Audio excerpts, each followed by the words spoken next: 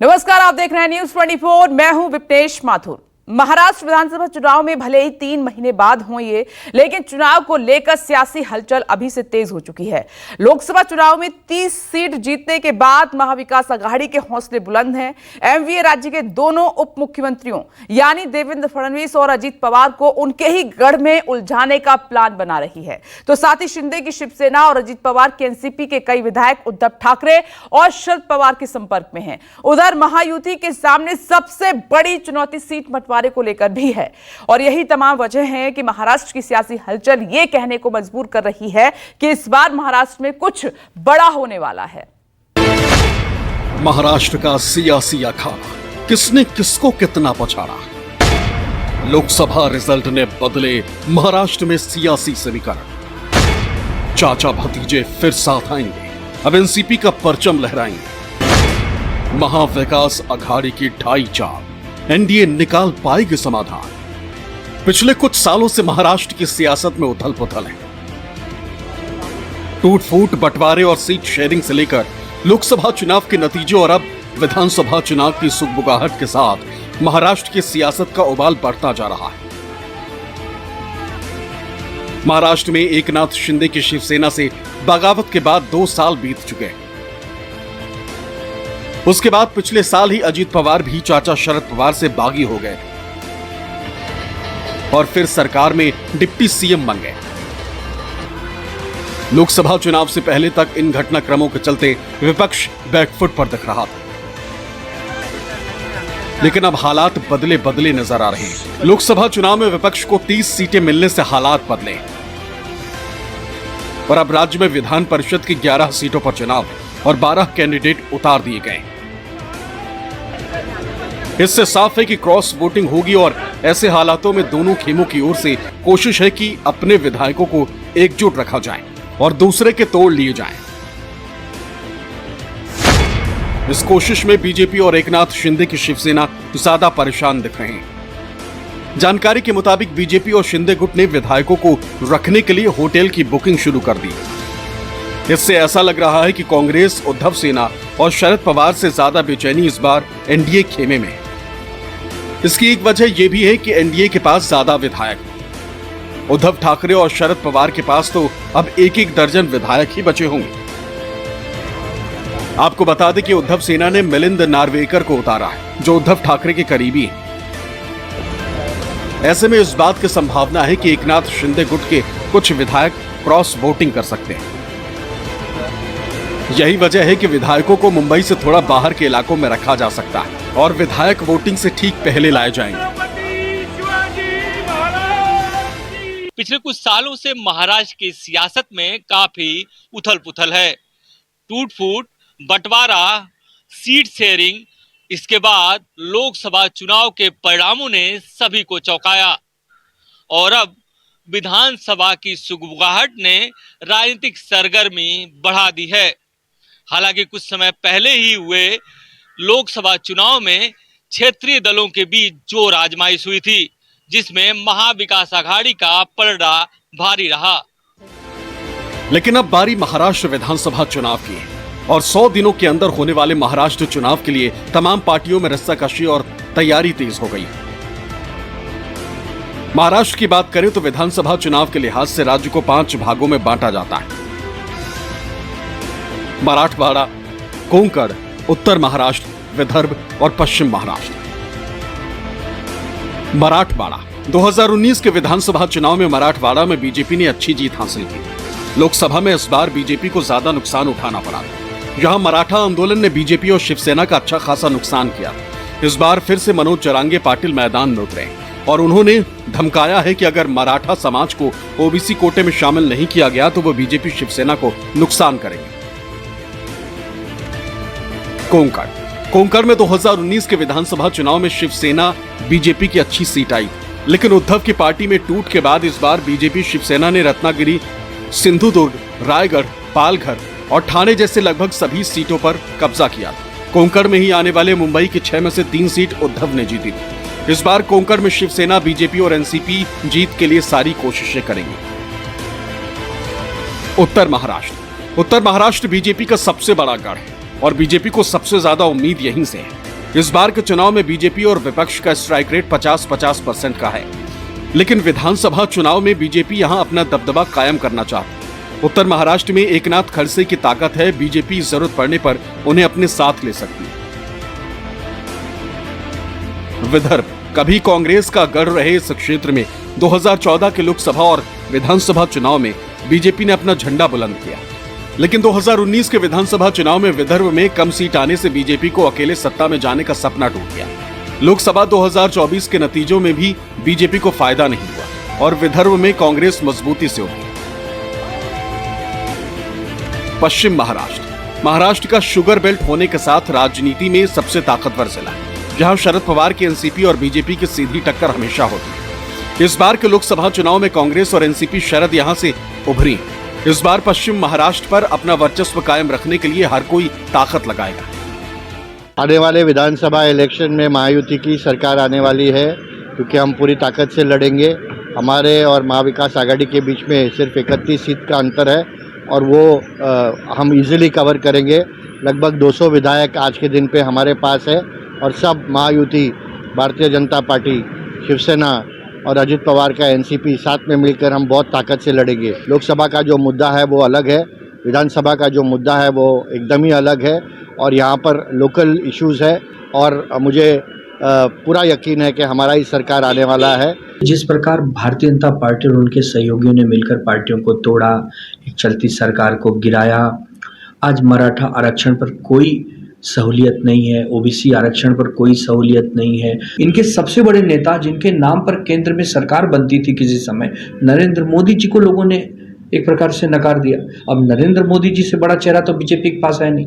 अगर महाराष्ट्र में नरेंद्र मोदी जी के चेहरे पर केवल 17 सीट आती है तो महाविकास आघाड़ी के नेतृत्व में जब 288 में से 200 से ज्यादा सीटें महाविकास जीतेगी तो महायुति के पास कम सीटें बचेंगी। इसके लिए हमें पूरा विश्वास है कि महाविकास आघाड़ी 200 से ज्यादा सीटों को पार करेगी और एक अच्छी खासी स्वस्थ सरकार महाराष्ट्र को मिलेगी। ये सही है कि महाराष्ट्र में महाविकास आघाड़ी के सामने महायुति की हार हुई है।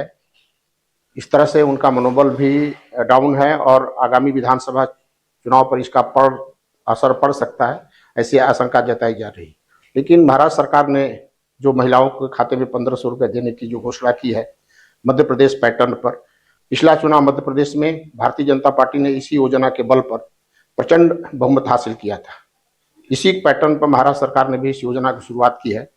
इसका कितना चुनाव में लाभ होगा ये तो आज नहीं कह सकता, लेकिन विधानसभा चुनाव होने में भी 2 से 3 महीने बाकी हैं। लोकसभा चुनाव के परिणाम के हिसाब से ही विधानसभा में चुनाव या परिणाम आएंगे ऐसा कहा नहीं जा सकता। महाराष्ट्र के लोकसभा चुनाव में नतीजे चाहे जो रहे, लेकिन महाराष्ट्र की हर पार्टी को उम्मीद है कि विधानसभा चुनाव में उसी का डंका बजेगा और विधानसभा में लोकसभा चुनाव से हटकर परिणाम आएंगे।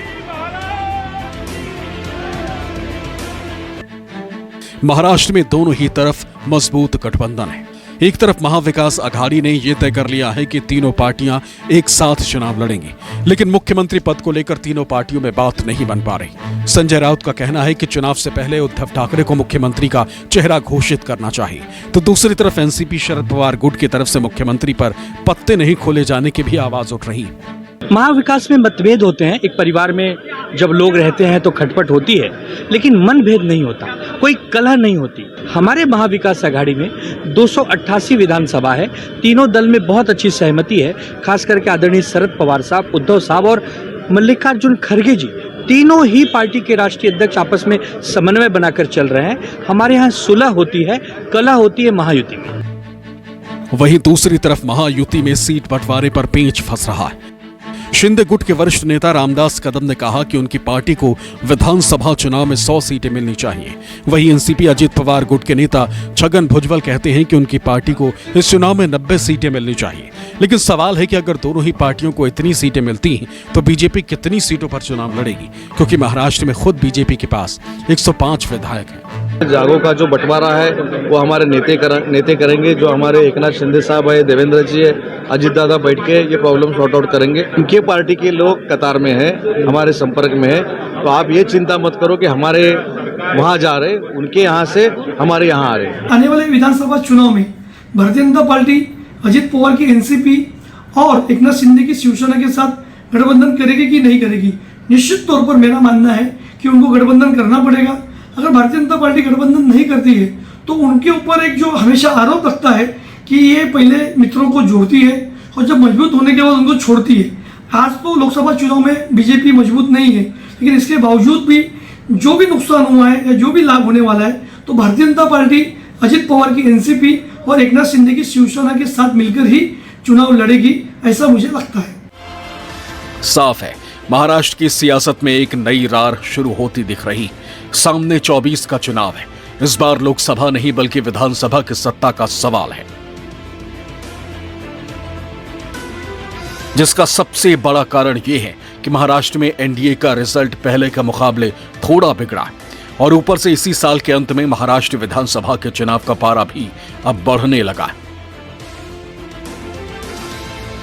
महाराष्ट्र में लोकसभा के नतीजों पर एक नजर दौड़ाएंगे तो पता चलेगा कि महाराष्ट्र की 48 सीटों में से कांग्रेस ने सबसे ज्यादा 13 सीटें जीती, जबकि बीजेपी को 9 सीटें मिली। उद्धव ठाकरे वाली शिवसेना के खाते में भी 9 सीटें आईं, तो वहीं शरद पवार की पार्टी एनसीपी एसपी ने 8 सीटें जीती, तो एकनाथ शिंदे की शिवसेना को 7 सीटें मिली, तो अजित पवार की एनसीपी को सिर्फ 1 सीट मिली। महाराष्ट्र में 1 सीट अन्य के खाते में गई। महाराष्ट्र की रार 24 के लोकसभा चुनाव के नतीजों से ही शुरू होती, क्योंकि एनडीए सिर्फ 17 सीट ही जीत पाया। यानी महाराष्ट्र के इस बार के लोकसभा चुनाव में बड़ा उलटफेर हुआ, क्योंकि चुनाव से पहले महाराष्ट्र में बड़ी तोड़फोड़ मची थी। शिवसेना के 2 फाड़ हो गए। उद्धव ठाकरे और एकनाथ शिंदे के बीच पार्टी बंट गई। एनसीपी भी 2 टुकड़े हो गई। चाचा भतीजे के बीच पार्टी बंट गई। शरद पवार और अजित पवार के बीच पार्टी बंट गई। पार्टी सिंबल को लेकर इन सभी के बीच तगड़ी जंग चली और 24 के चुनाव के बाद एकनाथ शिंदे से आगे उद्धव ठाकरे निकल गए। यही नहीं, अजित पवार को चाचा शरद पवार ने पूरी तरह से चित कर दिया और नुकसान बीजेपी को भी हुआ। एनडीए में अब टारगेट पर 1 सीट जीतने वाली एनसीपी। महाराष्ट्र में इसलिए भी सिर्फ टव्वल मची है क्योंकि एनडीए को महाराष्ट्र लोकसभा चुनाव में तो झटका लगा ही है, आगे यानी 3 महीने बाद महाराष्ट्र के चुनाव भी। बीजेपी के सहयोगी दल ये साबित करने में जुटे हैं कि महाराष्ट्र की जनता ने अकेले उन्हें झटका नहीं दिया, तो मुख्यमंत्री एकनाथ शिंदे ने पीएम मोदी के 400 पार के नारे को ही हार की वजह बता दिया। एकनाथ शिंदे बता रहे हैं कि लोगों ने 400 पार के नारे के उलट विपक्ष के नैरेटिव पर भरोसा किया। कुछ फॉल्स नैरेटिव सेट करने की वजह से ये कुछ जगह पर हमें नुकसान हुआ है। महाराष्ट्र में भी नुकसान हुआ है। संविधान बदलेंगे, ये होगा, रिजर्वेशन जाएगा, फलाना होगा, कुछ भी नहीं होने वाला था। लेकिन 400 पार वाला आंकड़ा जो है उसके वजह से लोगों के दिमाग में एकदम ऐसी बात हो गई कि ये सब आगे जाके कुछ गड़बड़ होगी। लेकिन मोदी जी को देश की सेवा करने वाले हैं। मोदी जी ने अपना जीवन जो देश को समर्पित किया है।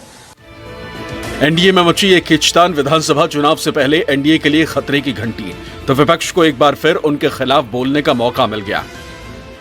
After all, what was the reason for saying 400 par, and therefore saying that we have interpreted it wrong is not fair unless they explain to us why they said 400 par, when nobody would have imagined that they could get 400 seats. It's not us, but their own party people, their own party candidates and their own party leaders who said that we want to change the constitution.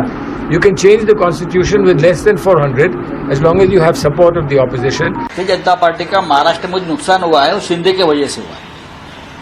मैं महाराष्ट्र की बात करूं तो Bharatiya Janata party का महाराष्ट्र में जो नुकसान हुआ है वो अजित पवार और शिंदे की वजह से हुआ है। शिंदे को 7 सीटें मिली है पैसे की ताकत पर, पुलिस की ताकत पर, लेकिन असली नुकसान तो बीजेपी का शिंदे और अजित पवार का जो निर्णय हुआ है पार्टी तोड़ने का हमारा, उसकी वजह से हुआ है। 400 पार का नारा है, मोदी ने दिया था ना, तो मोदी जी को जाकर बोलिए अपने गलती की। रार छिड़ी है। ऐसे में 2024 के चुनाव में पहले दोनों गठबंधन के नतीजों पर नजर डाल लीजिए। एनडीए और इंडिया गठबंधन के दलों ने कैसा प्रदर्शन किया है उस पर भी नजर दौड़ा लीजिए। महाराष्ट्र के कुल 48 लोकसभा सीटों पर पहले बात एनडीए के करते हैं। बीजेपी 28 सीटों पर चुनाव लड़ी और 9 सीटों पर जीती, जिसमें उसका स्ट्राइक रेट रहा 32%। एकनाथ शिंदे की शिवसेना 15 सीटों पर चुनाव लड़ी, 7 सीटें जीती, स्ट्राइक रेट रहा 47%। अजित पवार की एनसीपी 4 सीटों पर चुनाव लड़ी, 25% के स्ट्राइक रेट के साथ 1 सीट जीती। ओवरऑल वोट प्रतिशत की बात करें तो 43% रहा। और अब बात इंडिया गठबंधन की करें तो उद्धव ठाकरे की शिवसेना यूबीटी 21 सीटों पर लड़ी, 9 सीटें जीती, स्ट्राइक रेट रहा 43%। कांग्रेस 17 सीटों पर चुनाव लड़ी, सबसे ज्यादा 13 सीट जीती और स्ट्राइक रेट रहा 76%।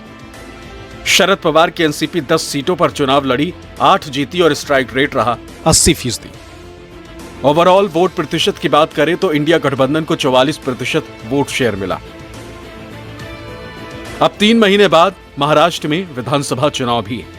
ऐसे में एनडीए वाले यही साबित करने की कोशिश में जुटे हैं कि उनकी हार नहीं हुई, बल्कि खास तबके ने इंडिया गठबंधन वालों को वोट किया। ऐसे में एक तरफ इंडिया गठबंधन में साफ साफ एकता नजर आ रही है। वो प्रेस कॉन्फ्रेंस करके एक साथ फिर से चुनावी मैदान में उतरने का न सिर्फ मन बना चुके हैं, बल्कि ऐलान भी कर चुके हैं। दूसरी तरफ एनडीए की मुश्किलें न कम हो रही हैं और न कोई रास्ता नजर आ रहा। लेकिन प्रदेश के मतदाताओं के सामने सबसे बड़ा सवाल यह आ गया कि शरद पवार और ठाकरे परिवार की राजनीतिक विरासत का उत्तराधिकारी किसे माना जाए। प्रश्न ये भी था कि पार्टी और परिवार में हुई टूट-फूट स्वतः स्फूर्त थी या उसके पीछे किसी ताकत का हाथ था। नियम कानून और दावे प्रतिदावे अपनी जगह होते, लेकिन लोकतंत्र में जनमत अपने हिसाब से बनता बदलता है और आखिरकार जनता ने अपना फैसला दे दिया। इसलिए जनता की राय ही सर्वोच्च और निर्णायक होती। लोकसभा चुनावों में भी कम से कम महाराष्ट्र में इसी सवाल का जवाब खोजा जा रहा था और विधानसभा चुनाव भी मुख्यतः इसी के इर्द गिर्द लड़े जाने के आसार हैं। मुंबई से विनोद जगदाले और इंद्रजीत सिंह के साथ ब्यूरो रिपोर्ट, न्यूज़ 24।